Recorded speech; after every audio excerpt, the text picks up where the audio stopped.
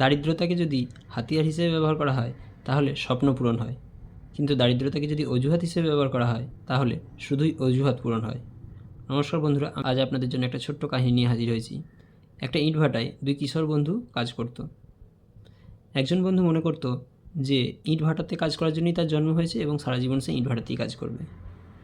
অপরজন ভাবত এই ইটভাটাতে কাজ করাটা তার শুরু, একদিন সে এই ইটভাটার মালিক হবে। এই স্বপ্ন নিয়ে সে ইটভাটাতে কাজ করত। যেমন স্বপ্ন তেমন কাজ। তাই দ্বিতীয় বন্ধু পড়াশোনা করতে শুরু করলো।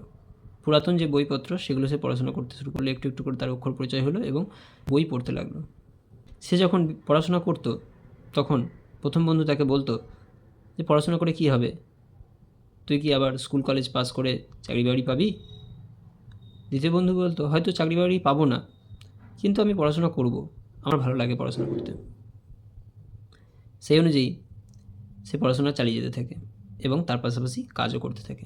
একদিন দ্বিতীয় বন্ধুটা ওই ইটভাটা থেকে কাজ ছেড়ে দিয়ে অন্যত্র চলে যায়। তারপর অনেক দিন তাদের মধ্যে আর কোনো যোগাযোগ হয়নি। প্রায় বছর দশেক পরে এই ইটভাটা কোনো এক অজ্ঞাত কারণে বন্ধ হয়ে যায়।